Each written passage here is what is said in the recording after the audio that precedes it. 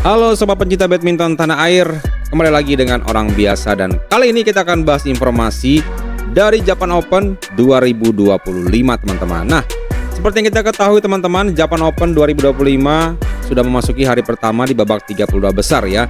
Dan mari kita lihat pemain-pemain kita yang sudah bermain dan seperti apa hasilnya. Dan juga dalam video ini saya akan mengajak teman-teman semua untuk melihat wakil kita yang akan bermain di babak 32 besar di hari kedua atau hari besok nih teman-teman. Oke, kita lihat satu persatu. Pertama teman-teman, ada hasil yang positif diraih oleh Alwi Farhan ya, mengalahkan pemain dari Taipei ya, Li Chiahao dalam 2 set langsung teman-teman. Nah, berikut kita lihat lagi yaitu ada Rehan Gloria, pasangan non pelatnas juga mengalahkan pasangan dari atau wakil dari Taipei 2 set langsung ya, 22-20 dan 21-15. Partai yang cukup ketat untuk dilewati Rehan dan Gloria ya.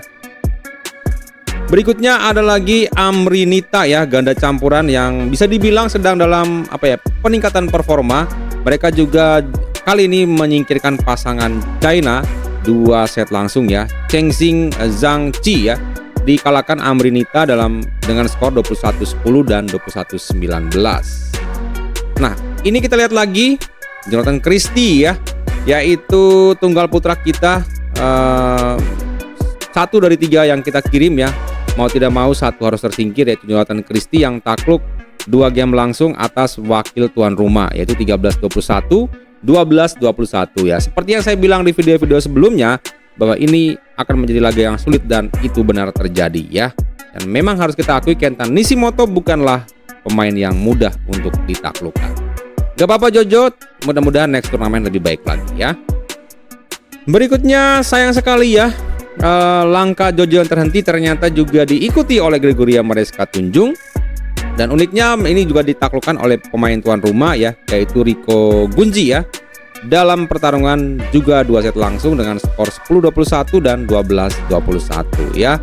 Saya tadinya berpikir Gregoria karena sudah sudah absen beberapa turnamen dan comebacknya ini akan dengan hasil positif, tapi ternyata justru langsung tersingkir di babak pertama. It's okay, nggak apa-apa. Mudah-mudahan next turnamen di China Open lebih baik lagi ya.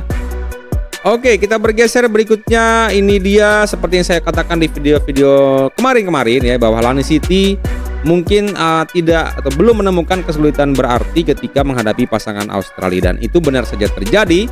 Mereka menang 2 game langsung dengan skor 21-7 di game pertama dan 21-13 di game kedua.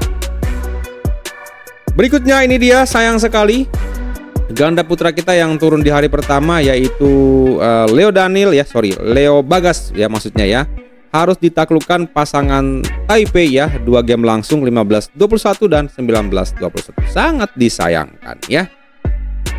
Nah, saat video ini saya buat teman-teman, masih ada 1 atau 2 wakil kita yang belum bertanding ya, yaitu sesama pasangan ganda putra kita ya, yaitu pasangan Sabar Reza menghadapi pasangan debutan Fajar Fikri ya. Kalau saya sih mungkin untuk kepentingan peringkat untuk bermain di Olimpiade dan lain sebagainya, mungkin kita berharap Sabar Reza yang menang ya. Tapi kalau untuk kepentingan warna baru ganda putra kita, saya justru berharap Fajarian ya. Tapi terlepas dari itu semua, siapapun yang menang kita berikan dukungan yang maksimal ya. Jadi laga ini belum bertanding karena dia partai penutup di lapangan 1. Nah, ini dia rekapan teman-teman ya untuk hari pertama. Dari 9 wakil yang dikirim Indonesia hanya berhasil meloloskan 6 ke babak selanjutnya ya, atau babak 16 besar. Yang gagal adalah Jonathan Christie, Gregoria Mariska Tunjung, dan salah satu dari pasangan ganda putra Sabar Reza atau Fajar Fikri teman-teman. Selamat buat para pemain yang lolos ke babak 16 besar, dan untuk pemain yang belum lolos mudah-mudahan bisa memperbaiki performa supaya next turnamen lebih baik lagi. Oke, selanjutnya kita akan lihat ini hari kedua maksudnya ya, bukan day 1 tapi day 2 ya. Yang akan bermain yang pertama adalah tunggal putra kita, satu tunggal putra kita lagi, yaitu Anthony Sinisuka Ginting yang akan menandai comebacknya setelah absen beberapa turnamen di Japan Open ini. Tapi teman-teman, lawan yang dihadapi adalah Kodai Naroka yang bisa dikatakan sedang meningkat performanya ya. Dan laga ini akan berlangsung di partai ketiga di lapangan 1 ya. Sekitar pukul 10.40 ya. Jadi Jepang itu dengan Indonesia Barat beda 2 jam, lebih dulu Jepang ya. Jadi ini sekitar pukul 8 ya, 9 kurang lah seperti itu ya. Ada juga tunggal putri ya, Putri Kusumawardhani lagi-lagi juga harus menghadapi pemain tuan rumah ya. Ini agak unik ya, pemain tunggal kita kenapa harus berjumpa dengan pemain tuan rumah semua ya. Dari Jojo, Tunjung, Ginting, dan Putri KW ya. Nah, Putri KW juga bermain di jam yang sama seperti Anthony Ginting menghadapi Nidaira ya, pemain dari tuan rumah. Teman-teman. Mudah-mudahan dua tunggal kita ini bisa mendapatkan hasil yang positif. Next kita lihat berikutnya ada Febriana Kusuma Amalia Cahaya Pratiwi akan menghadapi pasangan dari Amerika Serikat ya.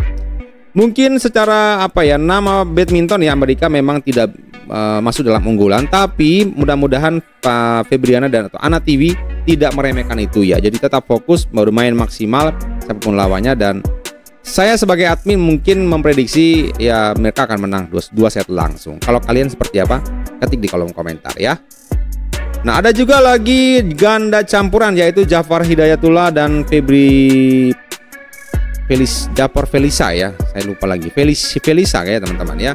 Akan menghadapi pasangan menarik nih, pasangan Tiongkok ya. Lagi-lagi ganda-ganda campuran kita, para pemain muda yang sedang sedang meningkat harus dibenturkan dengan pemain-pemain dari China ya. Tapi mudah-mudahan bisa diatasi. Kita percaya sama Jafar dan Felicia ya, karena performanya juga tidak kalah jauh dari Amrinita. Bahkan mereka sempat meregular belakangan ini ya. Mudah-mudahan mereka bisa menaklukkan atau mengikuti jejak dari Amrinita mengalahkan pasangan China teman-teman. Oke sobat, dan ini dia rekapan untuk hari kedua ya. Kita lihat ada 4 wakil yang kita kirim di hari kedua.